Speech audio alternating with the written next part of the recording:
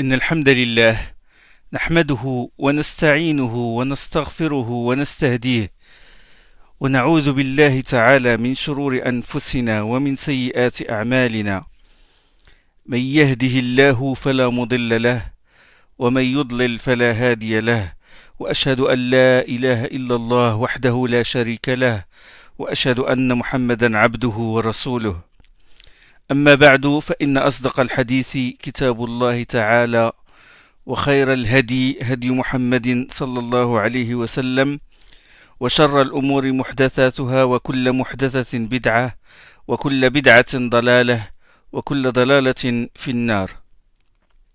Nous sommes arrivés aujourd'hui à la 17e et la dernière leçon, Inch'Allah.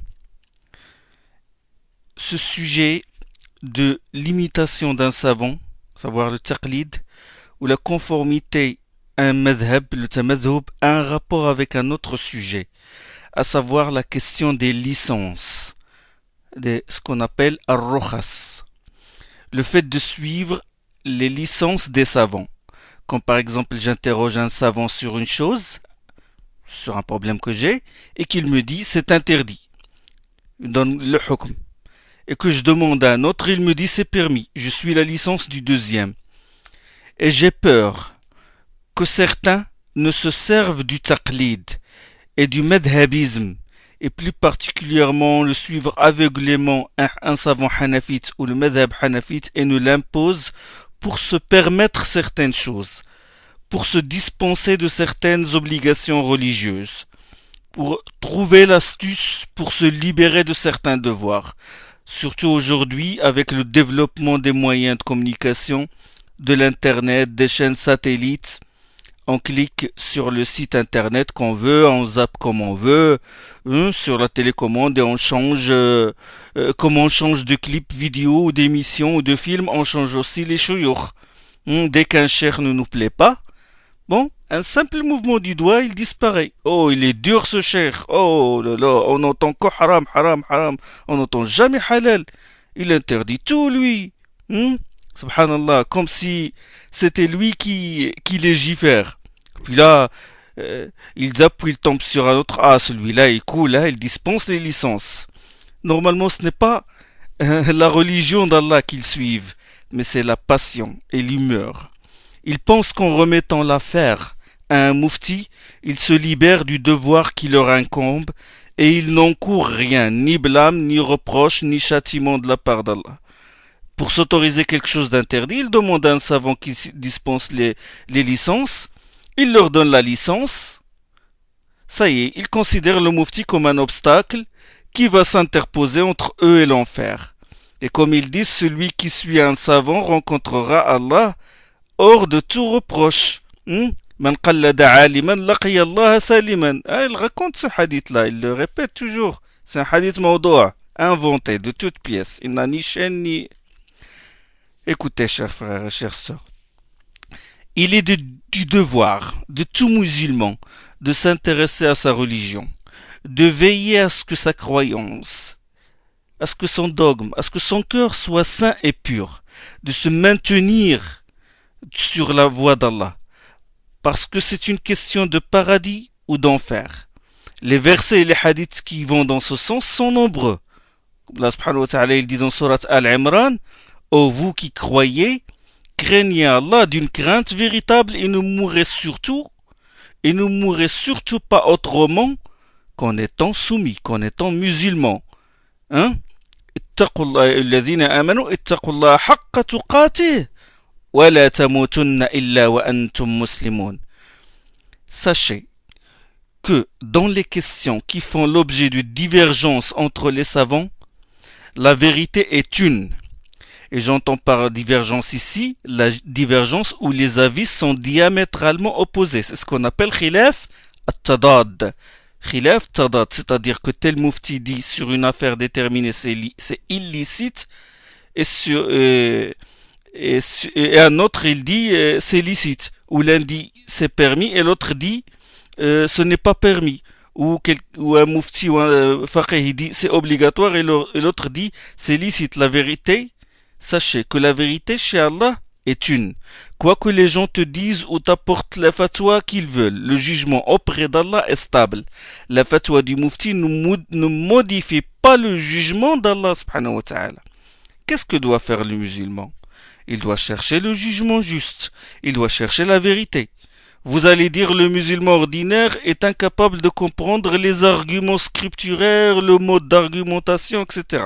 Nous disons le monsieur tout le monde est capable de chercher le savant qui est digne de la fatwa, qui mérite qu'on revienne à lui, un savant connu pour son savoir, sa piété. Et là, si tu lui demandes et qu'il se trompe, tu es pardonné auprès d'Allah subhanahu wa ta'ala, parce que tu as fait ce que tu devais faire. Et lui aussi, il est pardonné pour son ijtihad, comme le prouve le hadith, le mujtahid qui tombe juste à double récompense et celui qui se trompe, récompense simple. Le problème se pose quand on interroge quelqu'un qui n'est pas qualifié pour donner des fatwas, ou quelqu'un qui est connu pour sa distribution des licences et des tolérances. Il n'y a que c'est permis dans son langage. Quelqu'un qu'il sait déjà que lorsqu'il va l'interroger, il va lui donner une réponse conforme à sa passion et à son désir. Sachez que le fait de suivre les tolérances et les licences des savants peut conduire l'homme à se dépouiller carrément de la religion. Allah a prescrit des lois, n'est-ce pas? Il nous a recommandé de s'y conformer. Il nous a instruit à les accomplir, à les appliquer dans la réalité, dans notre vie quotidienne, pour des raisons sages, n'est-ce pas? Les lois d'Allah recèlent des sagesses sublimes. En suivant les licences, qu'est-ce qui se passe? Nous sortons de ces sagesses, nous sortons de ces hikmah rabbaniya, nous sortons de ces sagesses pour lesquelles Allah a institué les statuts, les règles et les lois. Suivez bien, la religion islamique, la charia dans sa globalité, a été révélée et instituée en opposition avec la passion, en opposition avec le hawa nafs. Si tu n'arrives pas à savoir si tel acte est en accord avec la religion ou non, tu ne connais pas son hukm, regarde ta passion. Si elle tend vers une voie, généralement le hukm de la charia, le hukm de la loi, est dans un sens opposé. Pourquoi?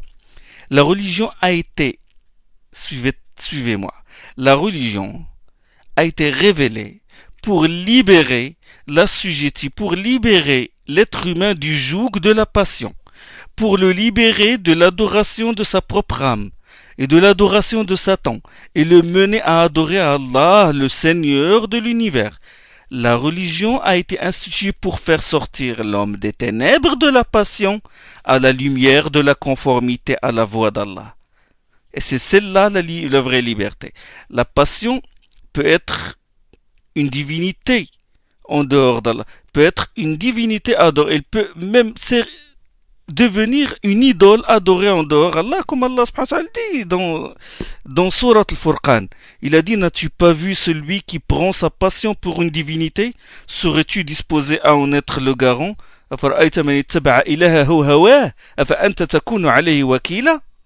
Il a dit aussi, il s'adresse à son prophète Mohammed sallallahu alayhi wa sallam, il dit: s'ils ne répondent pas à ton appel, sache alors qu'ils ne font que céder à leur passion. فإن لم يستجيبوا لك فاعلم أنما يتبعون أهواءهم فاعلم أنما يتبعون أهواءهم ومن أضل ممن اتبع هواه بغير هدى من الله. Comme a dit Allah subhanahu wa ta'ala dans Surat al-Qasas, s'ils ne répondent pas à ton appel, sache alors qu'ils ne font que céder à leur passion. Or, qui est plus égaré que celui qui se laisse dominer par ses passions sans être guidé par Allah? Remarquez, chers frères, l'opposition entre le fait de suivre l'envoyé et le fait de suivre ses passions. Allah, il a mis en parallèle les deux, la passion et la voie de son envoyé.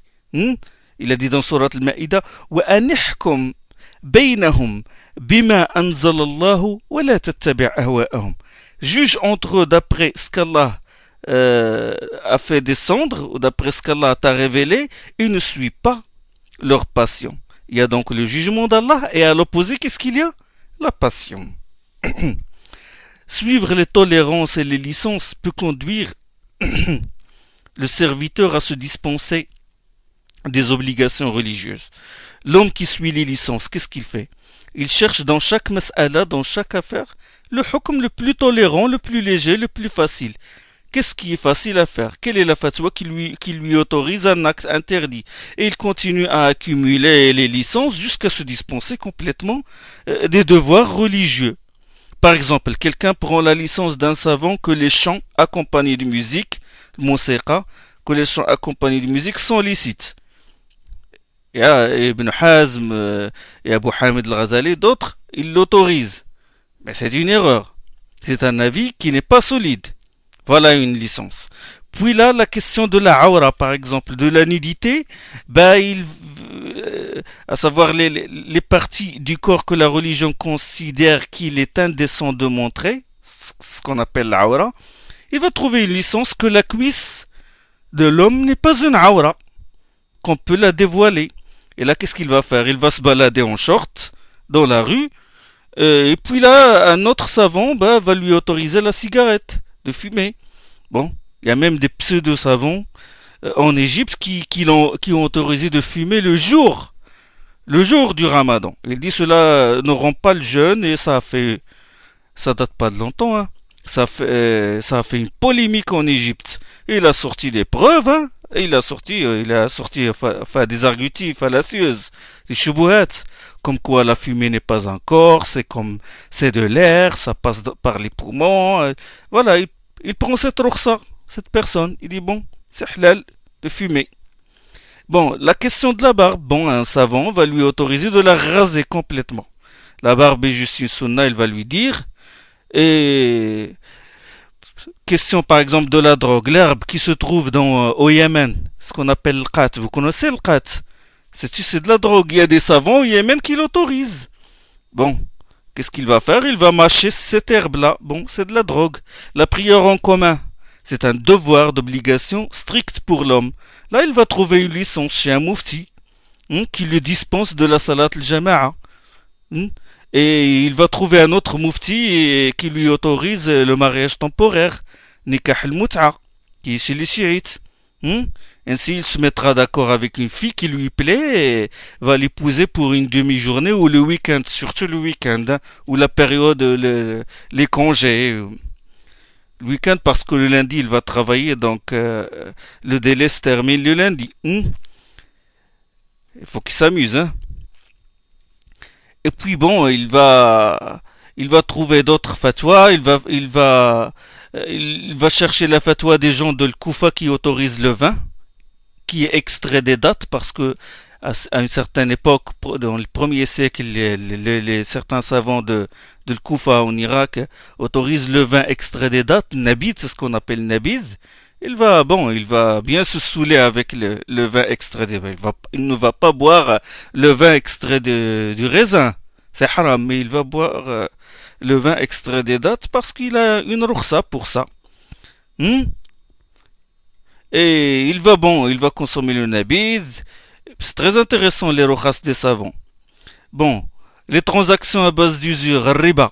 Et il va chercher une licence chez un savant, il est déjà prêt, puis il va adopter l'avis qui autorise aussi la vente du vin ou de la drogue ou d'autres poisons non musulmans, parce qu'il y a des fatwas qui existent, alors qu'il est interdit formellement de vendre quelque chose de toxique ou de la drogue, que ce soit un musulman ou un non musulman, sous n'importe quel prétexte, il est interdit de le faire. Mais lui, il va chercher cette licence. Et il va réunir des fortunes avec ce commerce haram, ce commerce illicite. Que pensez-vous de cet homme? Un vrai musulman, n'est-ce pas? Il se balade en short avec un baladeur CD où il écoute la pop music et une femme avec qui il a fait soi-disant le nikah al-mut'a, hein? Et il va consommer de l'herbe, il va le vendre. Que pensez-vous de cet homme? Un musulman, un vrai musulman, ou c'est plutôt un vrai pervers? Et ces fatwas, sachez, chers frères, qu'ils ne lui serviront rien devant Allah subhanahu wa ta'ala. Pourquoi? Parce qu'il n'a fait qu'adorer sa passion. Il n'a pas adoré Allah. Il a adoré sa passion et son shaitan. Il se plie au désir de son âme. Oui, un vrai pervers, fasiq. L'imam Ahmed et Yahya ibn Sa'id al-Qattan le qualifient de pervers. L'imam Ahmed a dit, si un homme suit toute licence, il suit l'avis de certains savants de Médine sur l'autorisation du sama', à savoir le chant de tambourin. Il suit l'avis des gens d'Al-Koufa dans l'autorisation du vin tiré des dates et la licence des gens de la Mecque qui permettent le mariage temporaire. Il sera un pervers.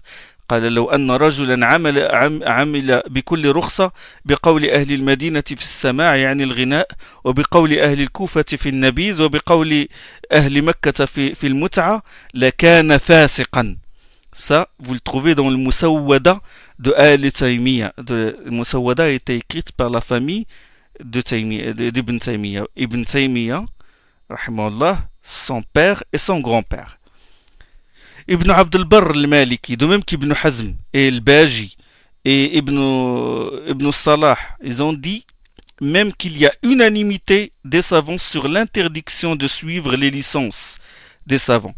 Ijma', de ne pas suivre Rukhas al-Ulama. Et ça, c'est cité dans Jami' Bayan al-Ilm wa Fadlih. Les 4 imams et la plupart des pieux prédécesseurs jugent qu'il est interdit de suivre Rukhas, comme le cite l'Allama Az-Zarkashi, l'imam Shafi'i, qui est mort en 794 de l'Hégire dans son livre Al-Bahr al-Muhit. L'imam Zarkashi, il rapporte ces propos de Ismaïl al-Qadi al-Maliki. Imam Zarkashi, il rapporte le propos suivant que je vais citer. Il dit, Al-Qadi al-Maliki, qu'est-ce qu'il raconte? Al-Qadi al-Maliki, c'est un savant du 3e siècle de l'Hégire, c'est-à-dire qu'il est né vers 282 de l'Hégire. Al-Qadi al-Maliki, il a dit, je suis entré chez Al-Mu'tadid. Al-Mu'tadid, c'est le calife abbasside. C'est le fils d'Al-Muwaffaq Billah, le fils d'Al-Mutawakkil. C'est un calife abbasside. Alors, Al-Qadi al-Maliki, il est entré chez lui et il trouva, et le Mu'tadid lui tendit un livre. Et il a dit, je l'ai examiné, Al-Qadi al-Maliki qui parle, il dit, je l'ai examiné et j'ai constaté qu'il comporte des licences dues à des erreurs des savants. Il les raconte, il dit, دخلت على المعتضد فدفع إلي كتابا نظرت فيه وقد جمع فيه الرخص من زلل العلماء وما احتج به كل منهم. Il dit, je l'ai examiné, j'ai constaté qu'il comporte des licences dues à des erreurs des savants et les arguments de chacun. فقلت إن مصنف هذا زنديق. القاضي المالكي, il a dit, l'auteur de ce livre est un hérétique et un pervers. فقال المعتضد, le calife a dit, لم تصح هذه الأحاديث. Il a dit, ces hadiths ne sont-ils pas authentiques? فقلت الأحاديث على ما رويت. L'authenticité des hadiths dépend de la fiabilité de leur rapporteur. ولكن من أباح المسكر لم يبح المتعة. Mais celui qui a autorisé la boisson enivrante n'a pas autorisé le mariage temporaire. ومن أباح الممتع لم يبح المسكر. Et celui qui a autorisé le mariage temporaire n'a pas autorisé la boisson enivrante. وما من عالم إلا وله زلة. Il n'y a pas de savant qui n'ait pas commis d'erreur. ومن جمع زلل العلماء ثم أخذ بها ذهب دينه. Il a dit, or celui qui réunit les erreurs des savants et agit en fonction d'elles, il perd sa religion, il perd carrément sa religion. Le Mu'tadid alors ordonna de brûler ce livre. Cette tradition se trouve dans le Bahr al-Muhit de l'imam Zarkashi. Bon, sachez que les imams ne sont pas infaillibles. Il ne faut pas exploiter leurs erreurs pour un intérêt personnel.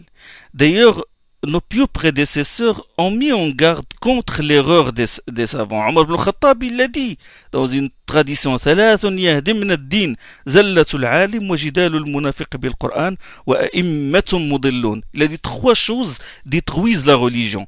La glissade, l'erreur du savant et le fait que l'hypocrite controverse au sujet du Coran et les imams corrupteurs. Il a dit 3 choses détruisent la religion. L'imam al-Awza'i, vous savez que l'imam al-Awza'i est le fondateur d'un madhab. Il a dit celui qui adopte les avis bizarres des savants sort de l'islam. Sulayman Taymi a dit si tu prends la licence de chaque savant, tout le mal se réunira en toi. Si tu prends la licence de chaque savant, tout le mal se réunira en toi. Il ne faut pas se jouer de la religion de cette manière. Et cela, non seulement les gens du commun qui font ce genre de choses, mais aussi les savants. Comme par exemple le cas d'un homme, histoire d'un homme riche, et cet homme a un grand palais, et ce palais donne vue sur un asile psychiatrique. Un vrai riche qui a un palais, et là quand il regarde la fenêtre de chez lui, il regarde cet asile psychiatrique. Et ça le gêne de voir cet hôpital avec les fous qui sont à l'intérieur. Et cet hôpital est en fait un waqf. Vous savez ce que ça veut dire un waqf? Waqf, c'est un fonds immobilisé et dont les revenus sont affectés à des œuvres de bienfaisance. Comme par exemple la mosquée et les waqf. C'est un waqf. Vous savez que le fonds, une fois immobilisé, ne devra pas être vendu, ni donné, ni transmis par héritage. Ça, ce sont les règles du waqf, des fonds immobilisés. C'est compris? Ce waqf est un hôpital. C'est bon? L'œuvre de bienfaisance, c'est quoi? C'est l'hébergement et l'entretien des fous qui sont à l'intérieur. Cet homme riche a exposé la question aux fuqaha de ce pays, qui suit le madhab malikite. Ils lui ont donné la fatwa selon le madhab de l'imam Malik, à savoir que le fonds immobilier et les terrains qui sont constitués au waqf ne doivent pas être déplacés. L'imam Malik interdit de déplacer le waqf.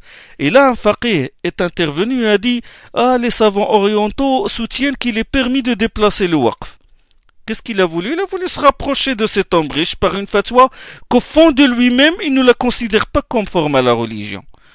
Et il a contredit les savants de son pays, il a contredit même les dalils, les preuves, rien que pour se rapprocher. Et bien sûr, cet homme riche, il l'a comblé, il l'a... Les gens se contredisent avec eux-mêmes déjà. Quand quelque chose les arrange, ne touche pas leurs intérêts, ils le prennent.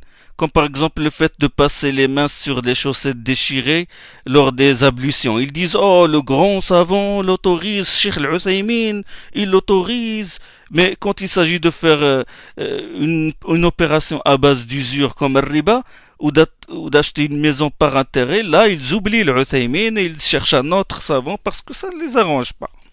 En suivant les tolérances des savants, on peut se dégager de l'ijma'. On peut contredire le consensus de tous les savants.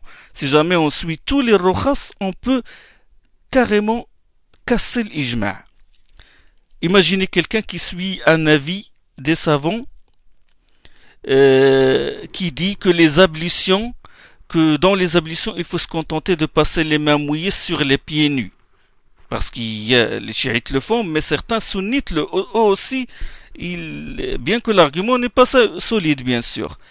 Il prend lui l'avis de ce savant-là, qui consiste à dire qu'on peut se contenter de passer les mains mouillées, le masah, sur les pieds nus et non pas sur le jawarib, sur les chaussettes ou sur les chaussures. Et là, il va suivre un autre savant, c'est-à-dire sur la question du passage des mains sur la tête, et au lieu de passer ses mains sur sa tête complètement, il va se contenter de toucher 3 cheveux dans sa tête. Il prend l'avis des chafi'ites, 3 cheveux. Puis il considère que le fait de rire aux éclats n'annule pas les ablutions, conformément au madhab malikite, et c'est l'avis qui est juste. Il n'annule pas les ablutions, mais contrairement au madhab hanafite. D'accord. S'il fait tout ça, il prend de chaque madhab, il ressent un truc comme ça, et il va prier. Sa prière est invalide selon tous les madhab. Selon tous les madhab, elle est invalide.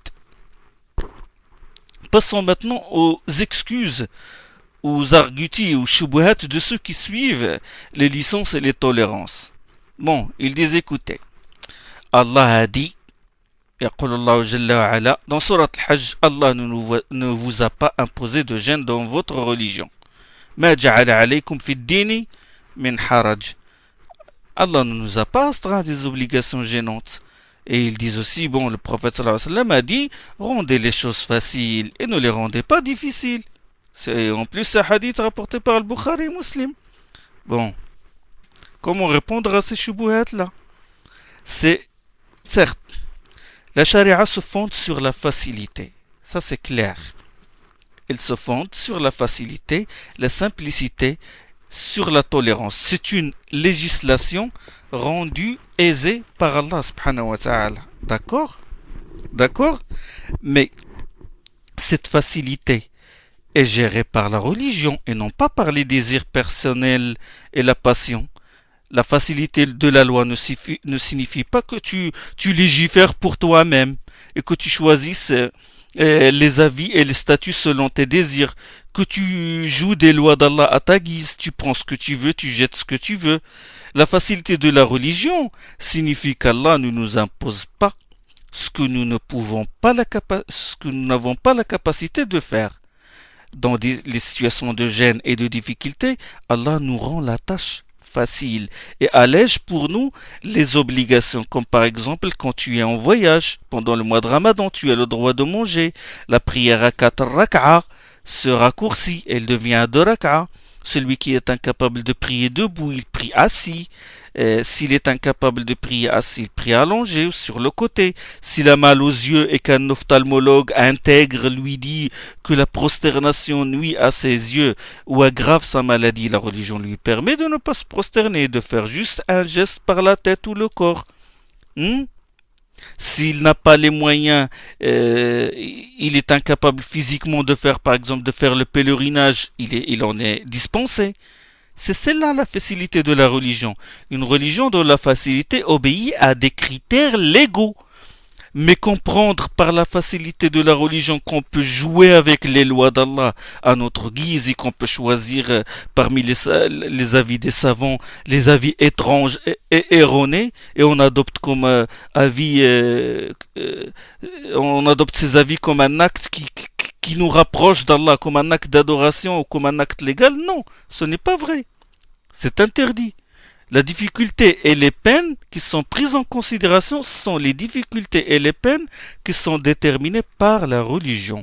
Ce sont celles-là dont résulte la facilité. Ce sont celles-là qui attirent la facilité et la tolérance. D'où la règle, al-qa'ida al-fiqhiyya qui dit al-mashaqqatu tajlibu at-taysir. La peine attire la facilité. Qa'ida.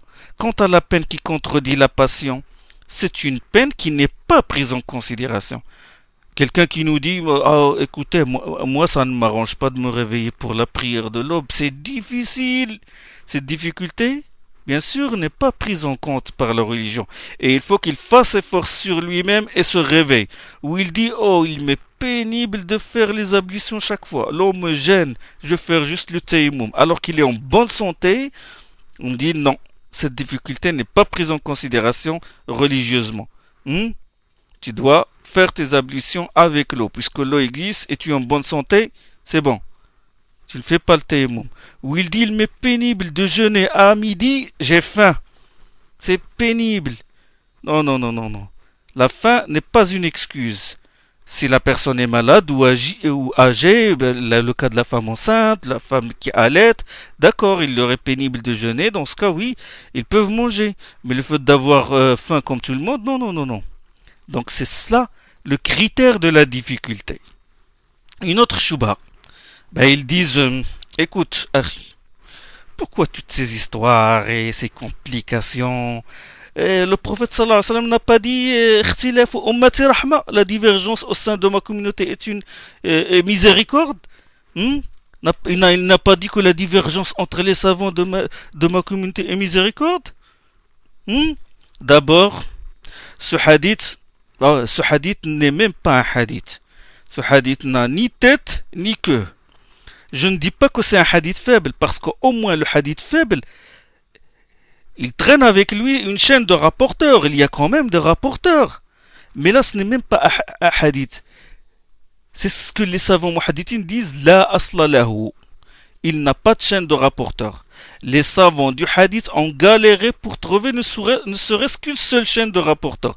Même une chaîne de rapporteurs non fiable. Mais ils ne l'ont pas trouvé. Comme le rapporte l'imam al-Munawi, de l'imam al-Subki. Il rapporte de l'imam Subki, sa parole, ce hadith n'est pas connu des muhaddithines. Et l'imam Suyuti, dans le Jami' al-Saghir, il est aussi, et Zakaria al-Ansari dans son commentaire sur l'exégèse d'Al-Baydawi, et le Cheikh Al-Albani aussi, voir si c'est le hadith da'ifa. Donc ce hadith n'est pas authentique. Mais quand même, soyons justes et équitables. Certains pieux prédécesseurs, comme Al-Qasim ibn Muhammad ibn Abi Bakr Siddiq, c'est un faqih, et Omar ibn Abdelaziz, le calife bien guidé, ils avaient dit que la divergence entre les compagnons est miséricorde.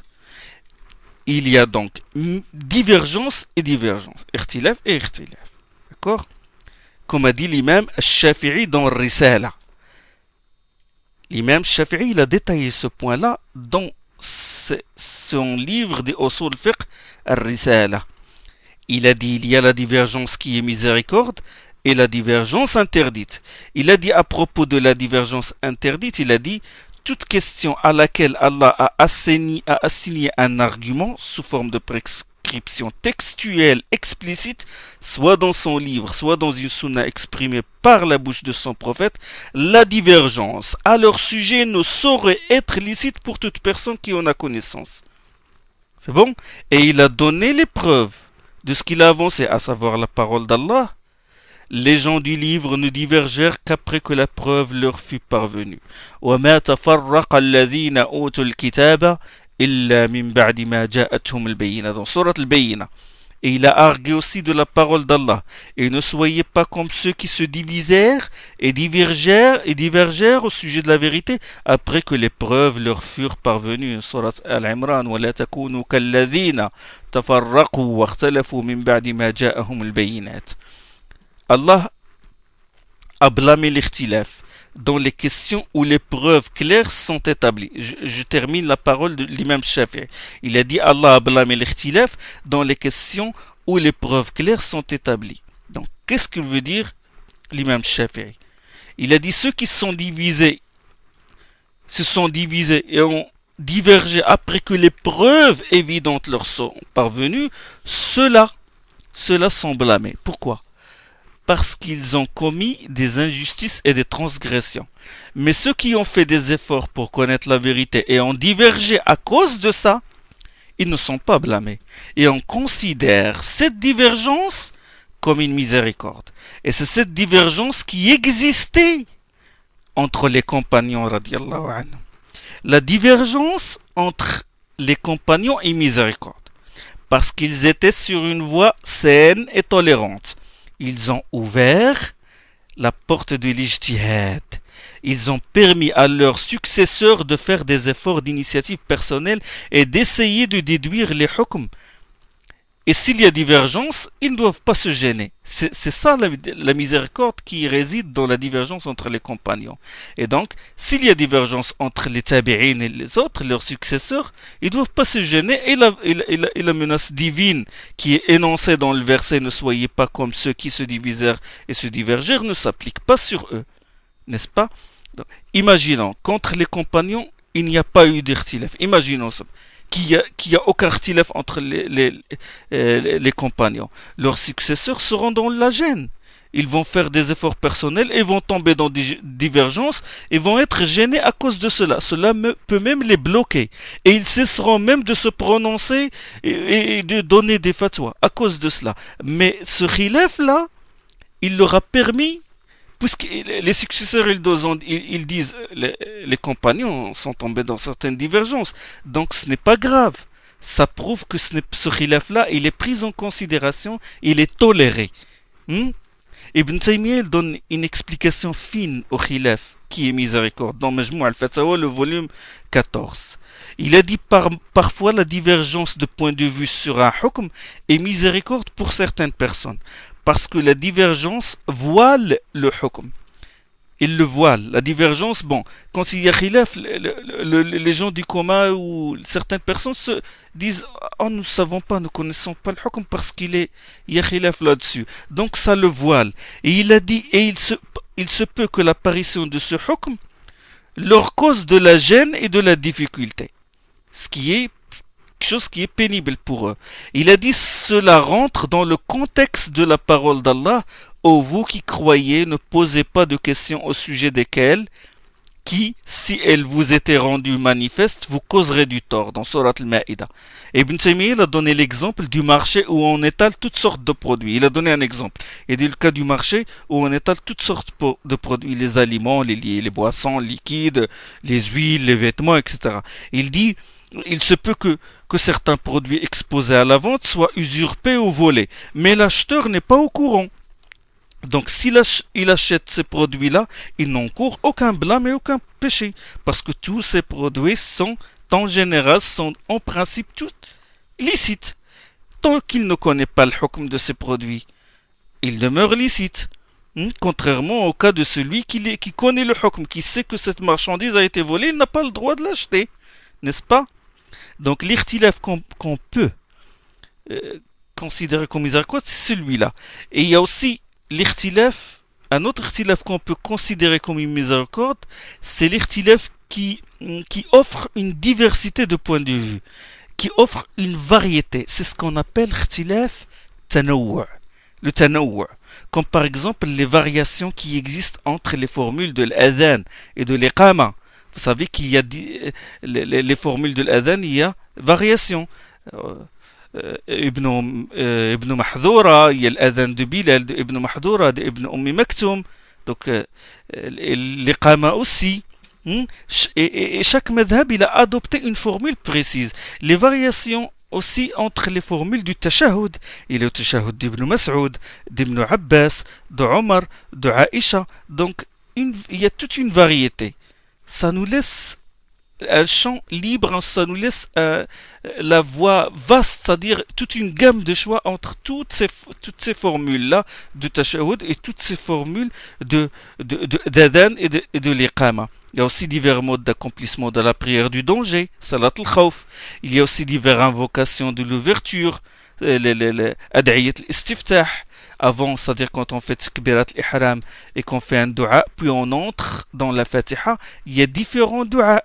Différentes formules, les 7 modes de récitation du Coran, le fait qu'Allah subhanahu wa ta'ala a révélé le Coran selon 7 idiomes, selon 7 langues, ahraf, ça donne une diversité, le nombre de takbirat dans la prière funéraire, il y a 4, on peut faire 5, on peut faire 6, on peut faire même 7, et aussi dans la prière de la fête, il y a les takbirat aussi, on peut faire 7 ou 4, ça varie, et dans le domaine par exemple de l'exégèse, dans le domaine du tafsir, quand un exégète par exemple explique as-sirat al-mustaqim, la voie de rectitude, il l'explique par l'islam, un autre il l'explique par le Coran, un autre l'explique par la sunna, un autre dit que c'est la voie de l'adoration.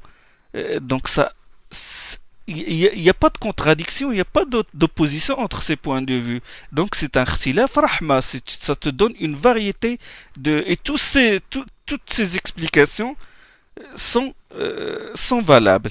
Dans cet khtilaf, il y a variété et diversité. C'est une miséricorde parce qu'il t'offre plusieurs possibilités. Il t'élargit la voie d'Allah. Tu as le droit de prier de cette manière.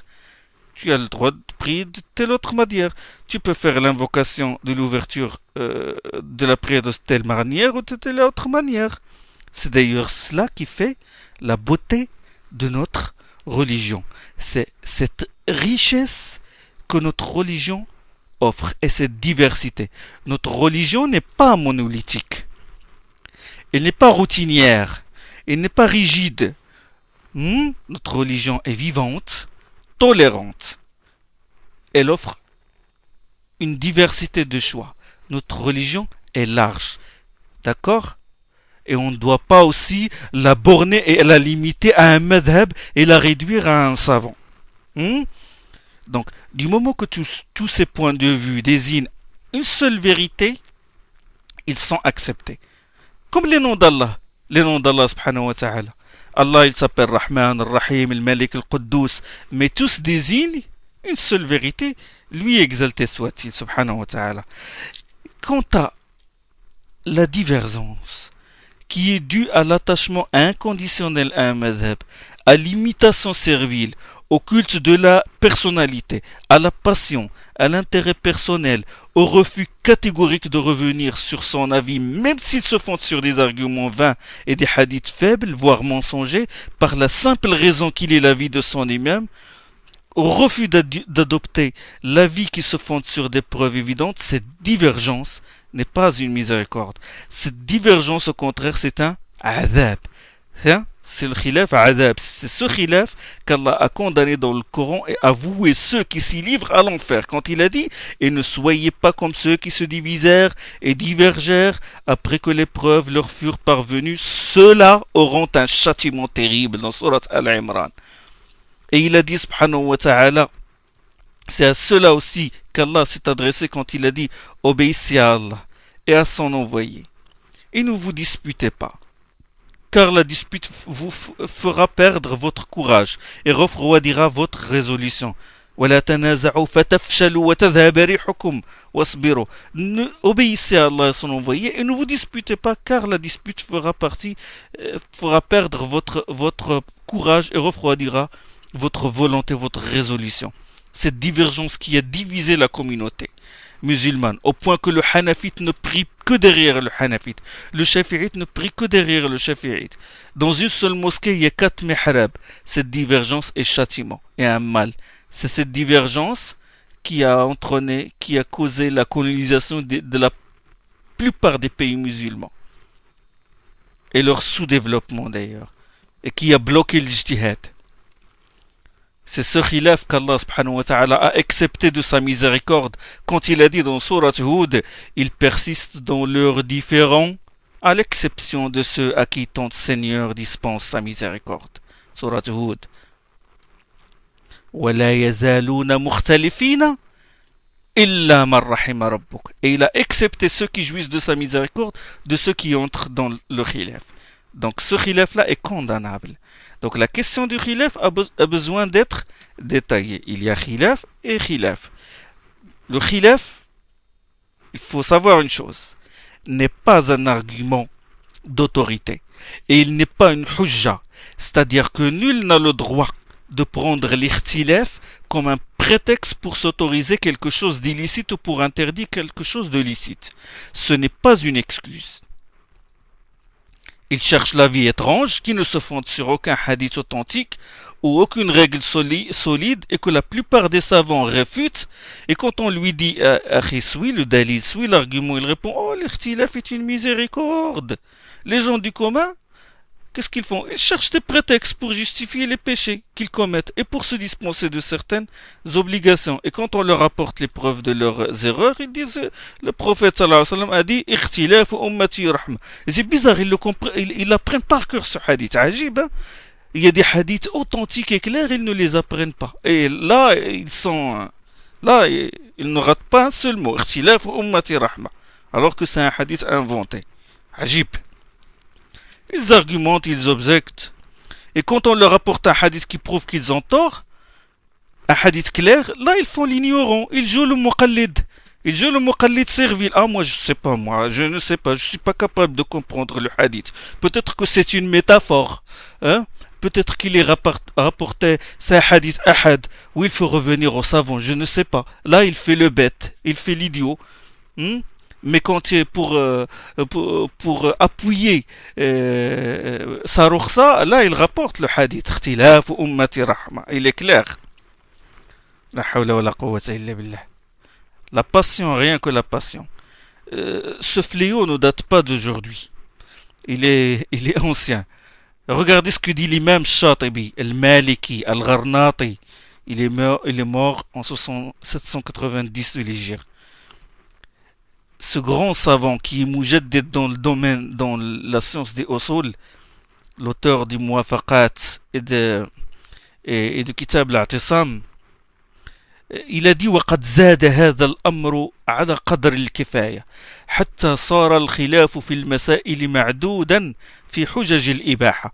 Il a dit cette affaire, la rukhsa, a dépassé les limites convenables au point que la divergence de point de vue est comptée aujourd'hui, là il parle de son époque, est comptée aujourd'hui parmi les arguments de l'autorisation de la chose et qui fait l'objet c'est-à-dire il a dit au point qu'aujourd'hui, la, la divergence de point de vue est comptée parmi les arguments de l'autorisation de la chose qui fait l'objet de différends entre les savants. Du moment qu'il y a ikhtilaf, donc ils disent il est licite.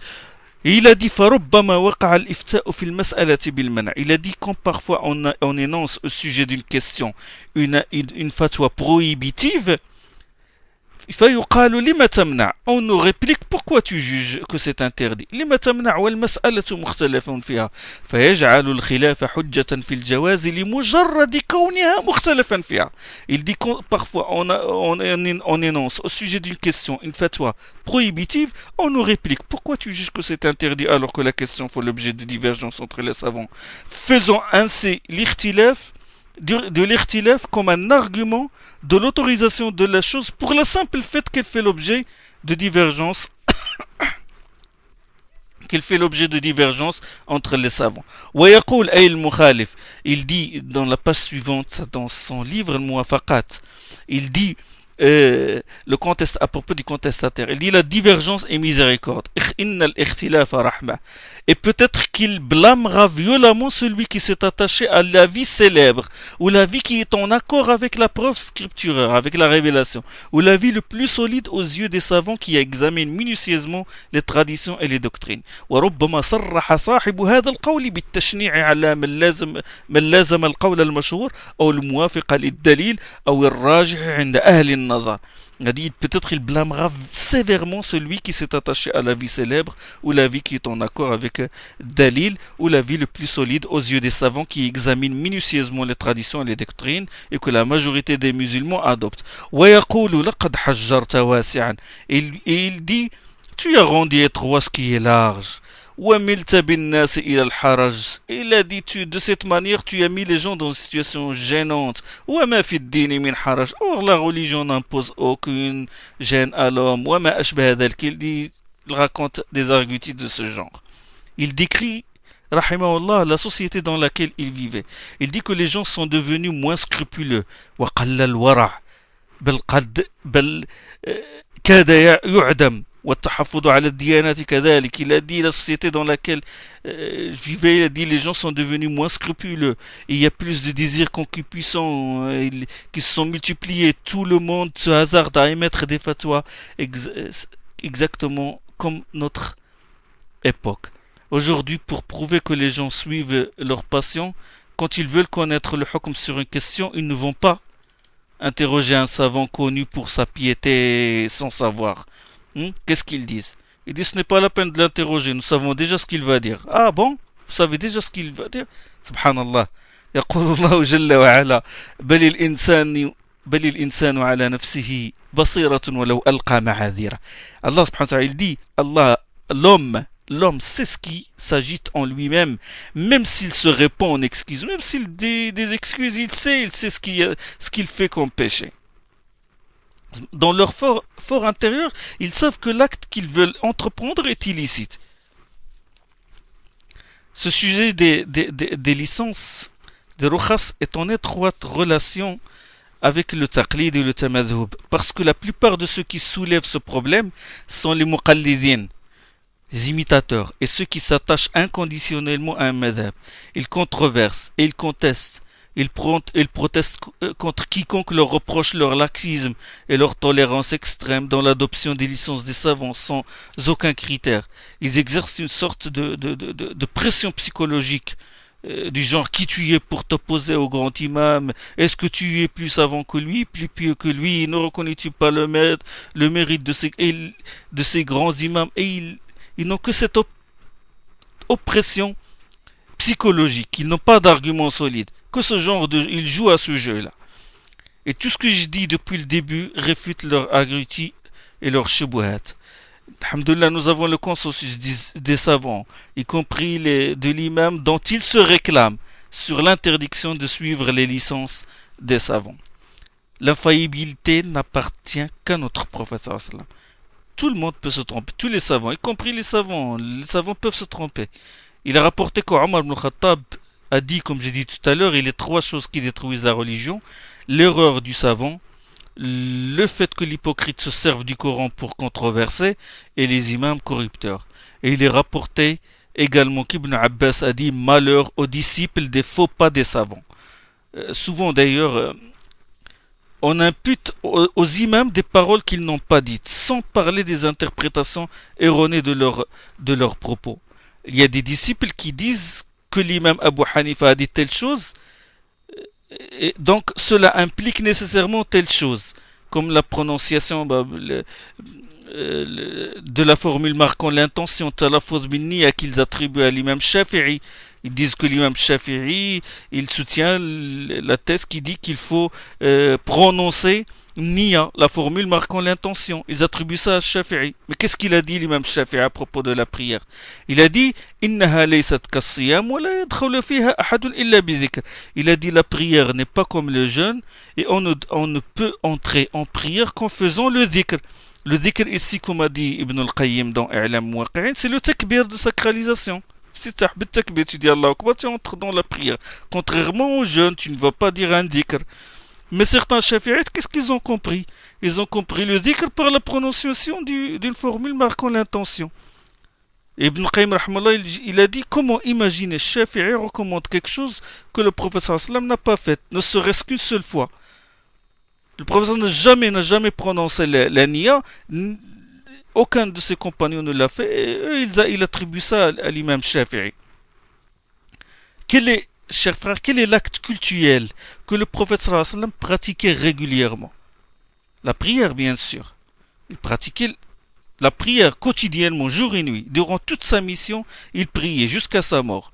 Mais pas un seul compagnon ne nous a rapporté que le prophète sallallahu alayhi wa sallam a prononcé l'intention. Et subhanallah, un mal entraîne un mal plus grand. La prononciation de l'intention, il a ouvert la porte du waswas. Tu vois les pauvres fidèles en train de répéter l'intention et Satan leur susurre. Il leur dit, ah, vous n'avez pas encore affirmé l'intention. Vous n'avez pas encore affirmé l'intention. Et les pauvres souffrent et je vais faire la prière du Dhuhr, etc., dans le Jama'a, dans la mosquée. Allah, non, je vais répéter l'intention. Subhanallah. Waswas, ça leur a ouvert le waswas. Bon, je ne veux pas m'étendre sur cette question. J'ajoute seulement que certains objectent, ils disent, dans le pèlerinage, alors on prononce l'intention, l'intention de faire le pèlerinage ou la Umrah. Je réponds, qu'est-ce qu'on dit avant de faire le pèlerinage ou la Umrah? Qu'est-ce qu'on dit? On dit la Bayk Hajj, la Bayk Umrah. Ce n'est pas une prononciation, la prononciation de l'intention. Ça, c'est une talbiya. Ils n'ont pas une prononciation d'une formule marquant l'intention. On dit la Bayk, je veux faire le Hajj. La Bayk, c'est-à-dire, on ne dit pas je veux faire, j'ai l'intention de faire, mais on dit la Bayk Hajj. C'est une talbiya. Me voici prêt à faire le Hajj. Oui, je disais qu'on impute aux imams des propos qu'ils n'ont pas dit. On ment sur leur compte. L'imam Ahmed ibn Rajab, il rapporte dans Fath al-Bari, parce qu'Ibn Rajab aussi il a fait Fath al-Bari. Il y a Ibn Hajar al-Asqalani, son propre livre Fath al-Bari. Ibn Rajab aussi, il a fait Fath al-Bari, dans lequel il explique le Sahih al-Bukhari. Ibn Rajab, il a dit qu'on a attribué à l'imam Ahmed l'avis qui dit que le lavage n'est exigible que s'il y a éjaculation. On attribue à l'imam Ahmed cette parole. Il dit que l'imam Ahmed, il dit que le lavage n'est exigible que s'il y a éjaculation, alors que lors d'un rapport sexuel, le contact des parties intimes exige le lavage sans éjaculation. Et on lui attribue de son vivant cette parole. Et il a nié, il a dit je n'ai pas dit cela. Et on lui dit il nous est parvenu que tu l'as dit. Et Ahmed il a dit Allahu al-Musta'an mais yakdhibu alayya fi hadha akthara min dhalik. Allah a m'aider. Ce n'est pas la première fois qu'on rapporte à mon compte des propos mensongers. On dit des choses plus graves que ça. L'imam Malik aussi, des choses graves comme le fait d'avoir les rapports sexuels avec sa femme dans son fondement, alors que Malik l'interdit formellement. On joue avec ce genre de choses pour autoriser certaines choses aux gens du commun. Bon, d'où la nécessité bien sûr du muhaqqiq et du muharrir, comme j'ai dit dans les séances précédentes. Dans chaque madhab, il y a des muhaqqiqin et des muharririn. Les muhaqqiqin, ils font le tri des traditions qui remontent authentiquement au l'imam du madhab ou aux autres. Et le muharrir, il éclaircit la parole, il te donne la tendance de l'imam. Qu'est-ce qu'il veut dire par cette parole? Ou l'avis vers lequel il penche.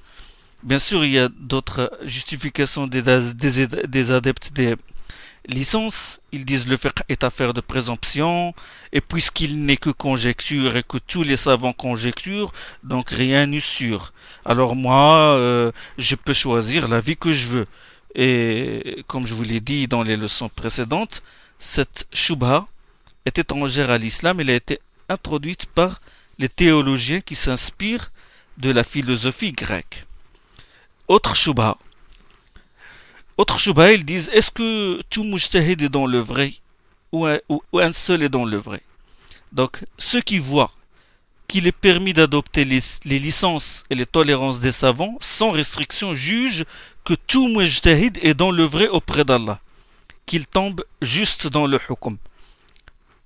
Et c'est ce qu'a dit un des cheikhs shafi'ites à Ibn al-Munayir, savant Malik. Ibn al-Munayir, c'est un savant malikite, comme le rapporte l'imam Zarkashi, le savant shafi'ite, dans Bahr al-Muhit.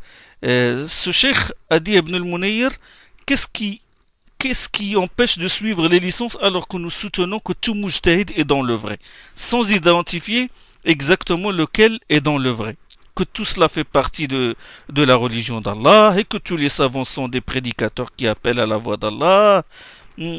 Et là, Ibn al-Munayir ajoute, il a dit, ce mufti était tellement compatissant à l'égard des gens du commun que lorsque quelqu'un commet une parjure, un faux serment, et qu'il se rétracte, il examine sa situation. S'il voit qu'il a commis un parjure selon le madhab shafi'ite et qu'il faut qu'il fasse un acte, une œuvre expiatrice, et ne l'a pas commis selon le madhab malikite, il dit à Ibn al-Munayir qui est malikite, donne-lui la fatwa.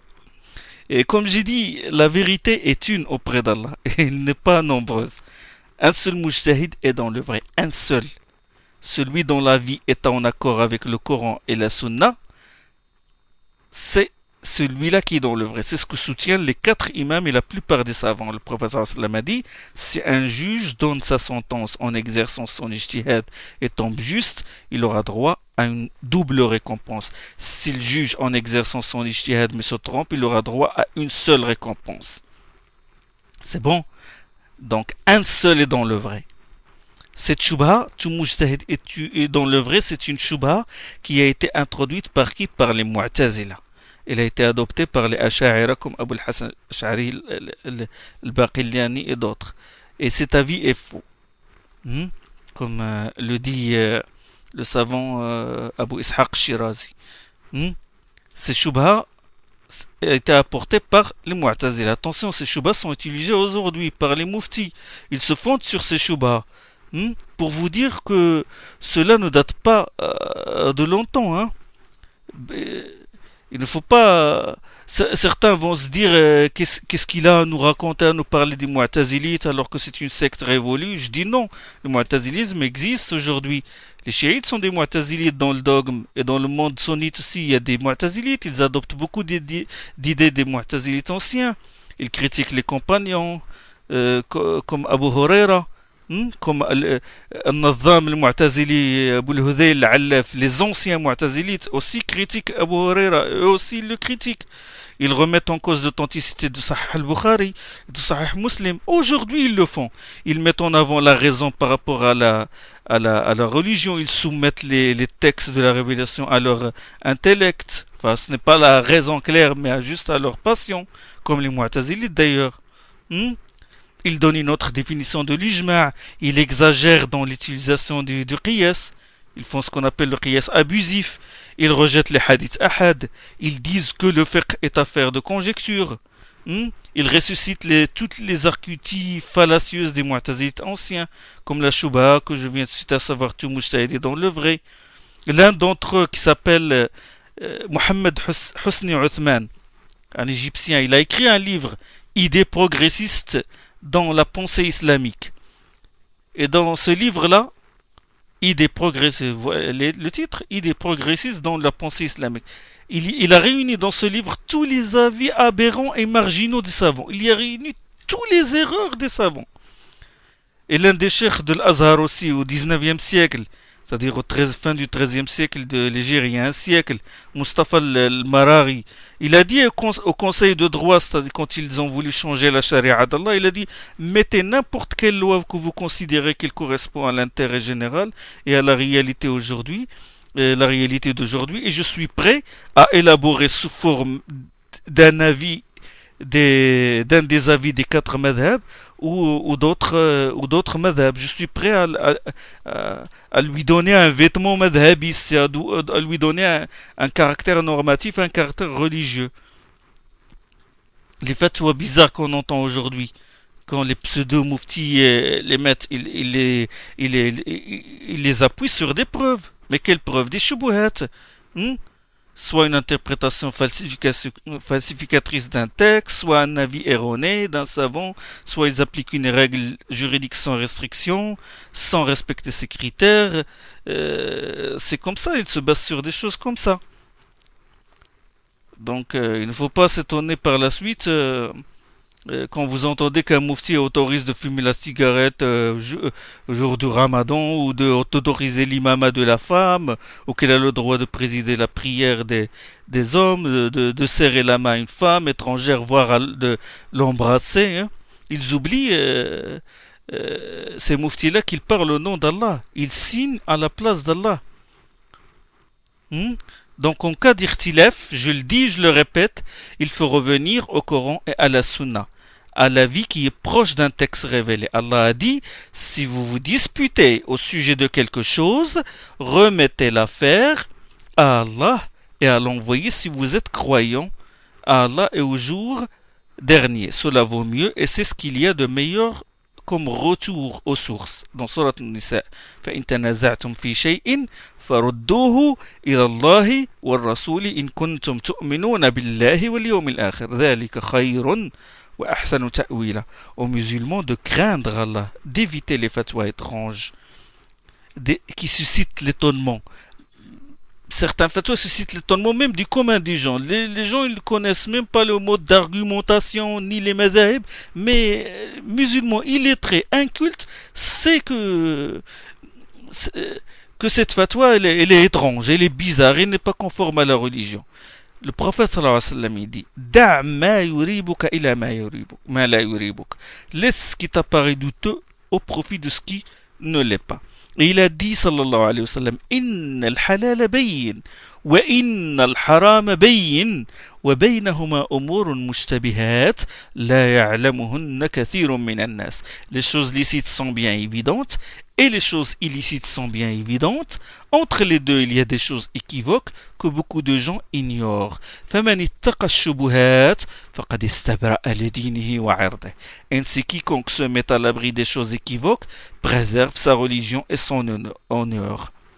وَمَنْ وَقَعَ فِي الشُّبُهَاتِ وَقَعَ فِي الْحَرَامِ. Et quiconque s'est laissé tomber dans des choses équivoques tombera dans ce qui est illicite. كالراعي يرعى حول الحمى يوشك أن يرتع فيه. Il a donné l'exemple comme le berger qui fait paître son troupeau dans un enclos réservé, risquant à tout moment de l'empiéter. ألا وإن لكل ملك حمى. Or, chaque souverain a un domaine réservé. ألا وإن حمى الله محارمه. Or, celui d'Allah, le hima d'Allah, le domaine d'Allah, est l'ensemble de ses injonctions sacrées et l'ensemble de ses interdits. ألا وإن في الجسد لمضغة إذا صلحت صلح الجسد كله وإذا فسدت فسد الجسد كله. N'est-ce pas qu'il y a dans le corps humain un morceau de chair qui, si il est bon, le corps le sera, et s'il est corrompu, tout le corps le sera. ألا وهو القلب, n'est-ce pas que c'est le cœur? Hadith rapporté par le Bukhari Muslim. Et il a dit sallallahu alayhi wa sallam Al-birru husnul khuluq wal-ithmu ma haka fi nafsik wa karihta an yattali'a alayhi an-nas. Il a dit la piété consiste en la haute moralité. Le mal est ce qui met ton âme dans l'embarras, c'est la conscience, et qu'il te répugne que les gens naissent, que les gens découvrent en toi. Donc, sachez que quand tu tombes malade ou quand tu oui, quand tu tombes là, tu ne te contentes pas de n'importe quel médecin, mais du médecin intègre, digne de confiance, compétent. Hein? Voir le meilleur médecin du quartier ou de la ville, ou donc une maladie organique, physique. Et pourtant, tu fais tout cet effort. Qu'en est-il de la chose dont dépend ton sort dans l'au-delà? A fortiori, tu dois, bien sûr, chercher le meilleur savant et le savant le plus pieux. Quand tu es devant une divergence d'opinion et tu hésites, invoque Allah et demande-lui de te guider vers la bonne voie. Écoutez ce que disait le prophète quand il entrait en prière au cœur de la nuit. Il dit Allahumma rabba Jibra'il wa Mika'il wa Israfil, fatir as-samawati wal ard, alim al-ghayb wa ash-shahada, anta tahkumu bayna ibadika fima kanu fi yakhtalifun. اهدني لما اختلف فيه من الحق بإذنك إنك تهدي من تشاء إلى صراط مستقيم. Oh mon Dieu, Seigneur de Jibril, de Mikaïl, d'Israfil, créateur intégral des cieux et de la terre, connaisseur du mystère Ghaib et du monde apparent, toi qui juges entre tes serviteurs ce sur quoi ont porté leurs divergences, guide-moi par ta grâce vers la vérité au sujet de laquelle les autres divergent. Guide-moi. Tu demandes à Allah de te guider vers la voie de rectitude. Celui qui cherche la fatwa doit, premièrement, il doit chercher par sa fatwa la vérité et doit agir en fonction de cette vérité. Il ne doit ni suivre les tolérances ni sa passion. Deuxièmement, il ne doit demander que celui qu'il sait qu'il est qualifié pour dispenser la fatwa, le plus digne de confiance. Troisièmement, il doit décrire en détail sa situation. Attention, il y a des gens qui rusent pour avoir la fatwa qui leur plaît. Quatrièmement, il doit écouter attentivement la réponse du mufti et la comprendre parfaitement. Il ne doit pas prendre une partie de la fatwa et rejeter le reste. Les gens, attention, ils font ce genre. C'est bon? Vous avez compris tout cela? Je parle bien de la licence issue d'une opinion qui ne se fonde pas sur des arguments solides. Une opinion bizarre, marginale, qui n'est pas tenue en considération dans le khilaf.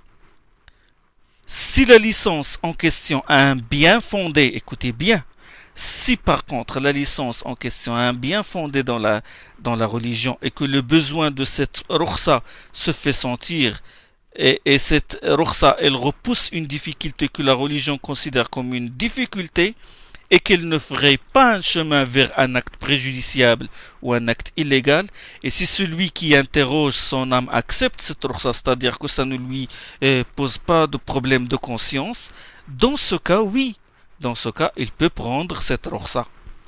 À condition aussi que le questionneur, le mustafti, soit quelqu'un d'honnête et de sincère. Le mufti peut accorder une licence sous les conditions précitées que j'ai citées là, pour faire sortir le questionneur du problème dans lequel il se trouve. C'est en ce sens qu'il faut comprendre la parole de l'imam Sufyan al-Thawri. Il a dit Innamal ilmu indana ar-rukhsa. La science, après nous, c'est la tolérance, c'est la licence. Ar-rukhsa min thiqa, c'est la tolérance accordée par un savant digne de conscience. Et il a dit, quant à la rigueur, sachez que tout le monde sait faire preuve de rigueur. Donc ça c'est... Donc oui, pour la rukhsa, mais une rukhsa qui est bien fondée. Mais quant à la rukhsa qui ne se base sur aucun dalil, ça non, il ne faut pas le...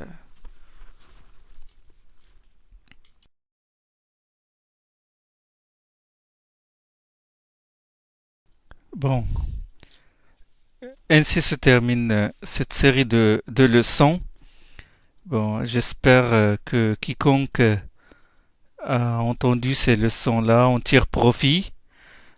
Toute erreur vient de moi et de Shaitan, et toute chose dans laquelle j'ai raison, c'est par la grâce d'Allah. Et Allah et son envoyé sont exempts de toute erreur. Inch'Allah, j'espère que ça vous a apporté quelque chose de nouveau, ça vous a aidé, ça vous a mis quelques repères. Bon, la prochaine fois, Inch'Allah, dans une autre série, bi'idhnillah.